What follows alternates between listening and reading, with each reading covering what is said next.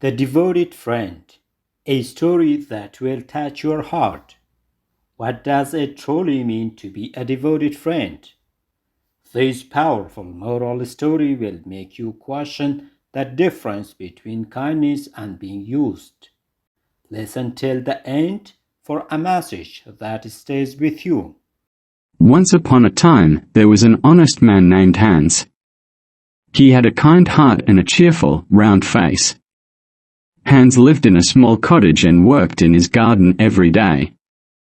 There was no garden in the whole land as beautiful as Hans' garden. Sweet williams, carnations, shepherd's purses, violets, crocuses, rosemary, basil, and daffodils grew in his garden. Every month a new flower bloomed. It always smelled wonderful in Hans' garden.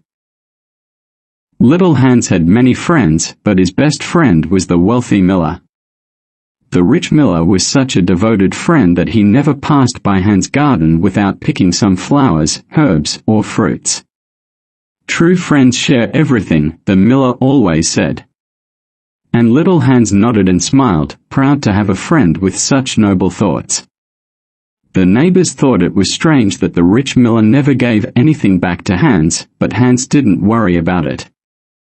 He loved listening to the miller's beautiful words about the selflessness of true friendship. So little Hans worked hard in his garden. In the spring, summer, and fall, he lived prosperously, but in the winter, he had no fruit or flowers to sell and suffered from hunger. He was also very lonely in the winter because the miller never visited him then. "There's no point in visiting Hans as long as there's still snow," the miller would say to his wife. "When someone is in trouble, you're better off leaving them alone. When spring comes, I'll visit him again. Then he can give me a basket of roses as a gift. That will make him happy." "You always think of others," his wife said. "But can't we invite Hans here?" asked the miller's youngest son. "If he's in trouble, he can have half of my porridge."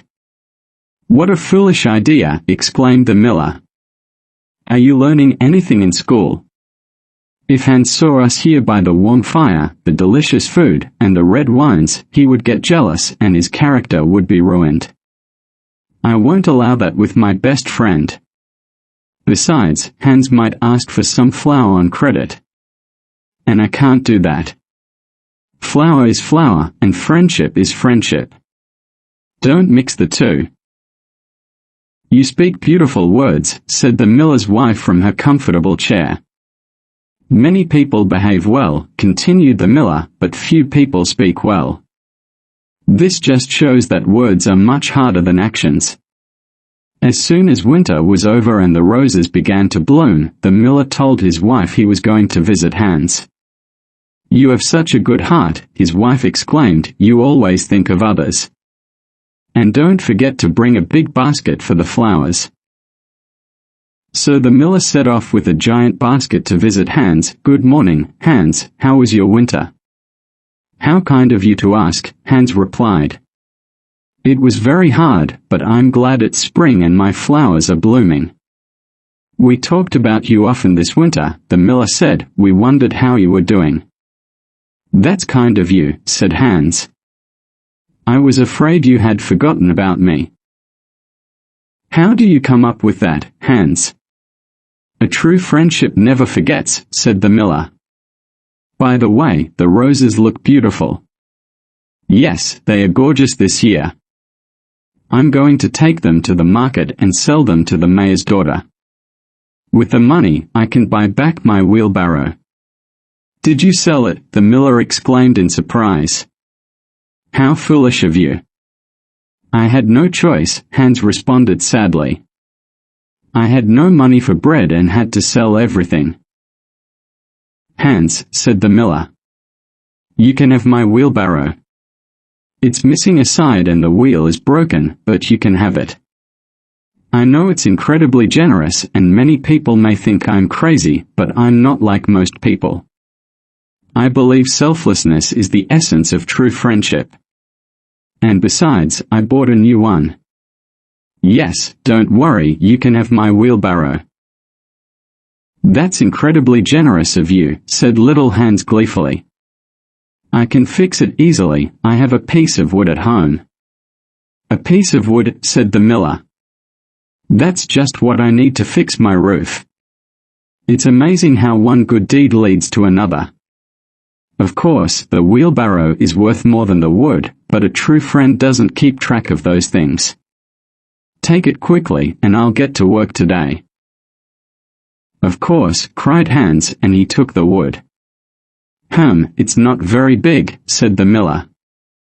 "I'm afraid there won't be anything left to repair the wheelbarrow after I fix the roof. But I can't help that." "Well, now that I've given you my wheelbarrow, you'll surely give me a full basket of flowers." "A full basket of flowers?" asked Hans, somewhat crestfallen. It was a huge basket, and he knew there wouldn't be any flowers left to sell at the market. "Well," replied the miller, "I gave you my wheelbarrow. A few flowers won't be too much to ask.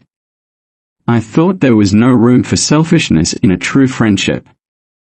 "My best friend," said Hans, "take as many flowers as you like." And together they filled the miller's basket. The next day, the miller came to Hans's house and asked him to carry a heavy bag of flour to the market and sell it. "I'm sorry, but I'm very busy today," said Hans. "There's a lot to do in the garden."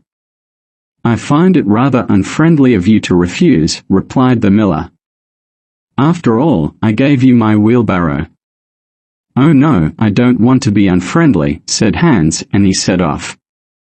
When Hans collapsed into bed exhausted that evening, he said to himself, "I'm glad I didn't refuse the miller. He's my best friend, and he gave me his wheelbarrow. That's incredibly generous." The next morning, the miller came to collect the money for the bag of flour, but Hans was still in bed due to exhaustion. "Unbelievable, you are so lazy," said the miller. "Since I gave you my wheelbarrow, you should work harder. Good friends should be able to say unpleasant things to each other. That's part of friendship." "I'm sorry," said Hans. "I was so tired from carrying the bag of flour to the market that I stayed in bed a little longer." "Get out of bed," said the miller. "I want you to fix my roof." Poor little Hans actually wanted to work in his garden because his flowers had not been watered for 2 days, but he didn't want to refuse his good friend the miller. "Is it unfriendly if I say that I'm busy?" asked Hans. "To be honest," said the miller, "it doesn't seem like too much to ask. After all, you're getting my wheelbarrow. But if you don't want to, I'll do it myself." "No, no," cried little Hans, and he worked hard all day on the miller's roof. "There is nothing more beautiful than working for others," the miller preached at the end of the day. "But rest now, because tomorrow I want you to herd my sheep up the mountain." Little Hans was afraid to say anything and went on his way the next day. This went on for a while. Hans wanted to work in his garden, but his friend the miller demanded all his time. Sometimes he felt uncomfortable, but then he remembered that the miller was his best friend and that he would also get his wheelbarrow. So Hans continued to work for the miller, and the miller spoke beautiful words about friendship. One evening, Hans was sitting in his chair and the miller knocked on the door in a panic. "My son fell off a ladder," said the miller. "I was on my way to the doctor, but the storm is so bad that I thought you'd better go. You're getting my wheelbarrow, so it seems fair that you do something for me." "Of course," cried Hans, "I am honored that you asked me for help. I'll leave immediately, but can I borrow your lantern? It's so dark outside, and I'm afraid I might fall into a ditch." "I'm sorry," said the miller, "but the lantern is brand new, and I don't want anything to happen to it." So Hans set off in the dark during the terrible storm to go to the doctor. After 3 hours, he arrived at the doctor's, knocked on the door, and explained the situation. "I'll leave immediately," said the doctor, and he got on his horse. Hans returned home on foot, but the storm got worse and worse. The rain came down in buckets. Hans lost his way, ended up in the bog, and fell into a deep hole. Poor little Hans drowned there, and his body was found the next morning by a goat herd. Everyone went to little Hans's funeral because he was very beloved, and the miller was the most grief-stricken. "I was his best friend," said the miller, "so it's only fair that I have the best place." So the miller walked at the front of the funeral procession, wiping away his tears with a handkerchief. "Little Hans is a great loss for everyone," said the blacksmith after the funeral. "Absolutely," replied the miller. "I was about to give him my wheelbarrow, and now I don't know what to do with it." Sometimes, those who seem closest to us may not truly value our kindness. True friendship is not about taking, it's about giving, understanding, and respect. Let this story be a reminder: don't confuse devotion with blind sacrifice.